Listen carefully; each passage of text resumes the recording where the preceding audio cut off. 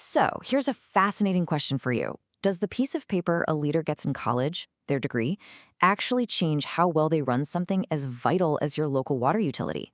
We're going to dig into the data behind who's in charge and, what difference it really makes. Okay, let's just cut right to the chase.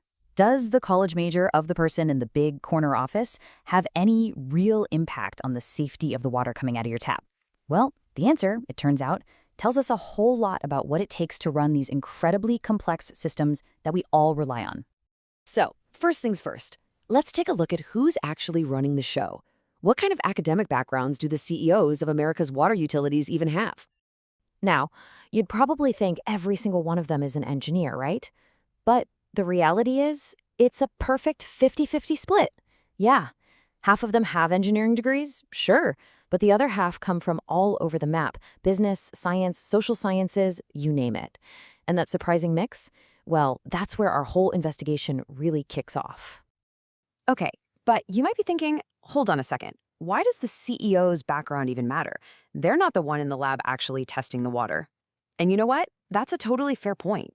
To really get the connection, we need a way to think about how leadership makes an impact from way, way up at the top. And that brings us to something called upper echelon theory. The core idea is pretty simple, actually. It says that an organization is basically a reflection of its top leader.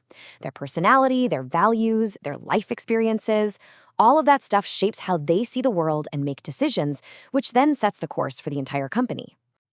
So the theory suggests this clear chain reaction. A leader's background, like their education, shapes their values. Those values then determine what they prioritize, their strategic choices. And at the end of the day, those choices are what drive the organization's performance. It draws a straight line from their diploma right to the bottom line results. All right, so the theory sounds good, but does it actually hold up in the real world? Well, let's follow the data. Researchers went and dug up a decade of compliance data from the Safe Drinking Water Act, and they matched it all up with the educational backgrounds of the CEOs who were in charge at the time. Now, this is super important. What they measured is key. They weren't looking for those super rare health-related violations. Instead, they focused on management violations, things like failing to monitor correctly or file reports on time.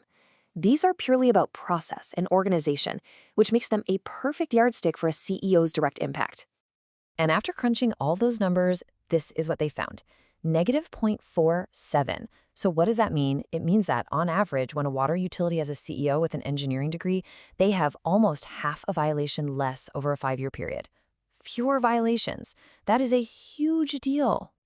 And when you see it on a chart, that number really pops. You can see the bar for engineers dipping way down, showing that big reduction in violations. The performance of engineers really truly stands out here.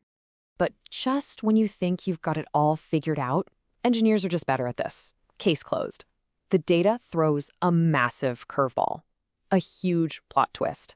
And it has to do with one of the most common degrees you see in the executive world. Exactly. What is going on with CEOs who have a Master of Business Administration? I mean, if an engineering degree helps, you'd think a business degree would be neutral, right?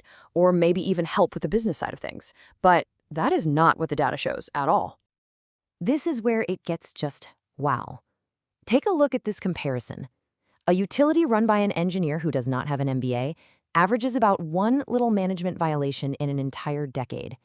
But a utility run by a CEO who has an MBA but no engineering degree, they average nearly 4 violations in that same time. That is a staggering difference. So what gives? Does this just mean MBAs are bad managers? No, absolutely not. To get this, we have to go right back to that upper echelon theory. This isn't about who's smarter or more competent. It is all about values. Think of it like this. Engineering and business administration are trained to value totally different things. Engineering culture prizes systems analysis, technical perfection, and sticking to the quantifiable rules, period. Business administration, on the other hand, is trained to prioritize things like financial performance, managing people, and market efficiency. They're just two different lenses for looking at the exact same problem. And here's the kicker: the Safe Drinking Water Act. It's basically a technical manual. It's written in the language of engineering, and it demands technical solutions. So an engineer CEO creates a culture that speaks that language, one that prioritizes that kind of technical compliance above all else. So this whole thing is a story about having aligned values, not necessarily having specific skills. Okay, so what about the folks who have both? The overachievers, right? Well, the data shows that the effects are totally independent. The engineering degree brings those compliance-focused values, which helps, but at the same time, the MBA brings its own set of priorities, which, at least in this very specific context, statistically hurts compliance. It's like a tug of war between two different value systems. All right, so all of this brings us down to the big practical question.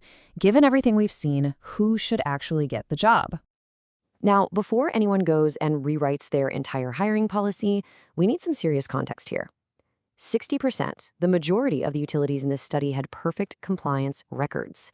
We are not talking about a widespread crisis. This is about performance at the margins, about fine-tuning an already high-performing system. And this really gets to the absolute core of what leadership is. No leader can prioritize everything all at once. It's impossible. An MBA-led utility might be crushing it financially or have amazing employee retention. It's all about choices, and every leader brings a different set of priorities to the table. You know, the author of this research clearly knew his audience because he had this great line warning that his fellow engineers might get a little insufferable about these findings. He wrote, "Brace yourself for self-congratulatory snickering in exceedance of the MCL for smugness." Just a perfect, funny nod to the professional stereotypes here. Which brings this whole deep dive analysis all the way back to something incredibly simple, something we all do every single day without a second thought. Maybe it's worth taking a moment to, well, thank an engineer for making the world safer. Because when it comes to the specific, technical values baked into our water safety laws, the data really suggests they make a world of difference. And that really leaves us with a much bigger question, one that goes way beyond water utilities. Whether you're picking a leader for a company, a city, or even a country, you're not just choosing a person. You're choosing a set of values. You're choosing a list of priorities. So the real question is, what priorities are you choosing? Something to think about.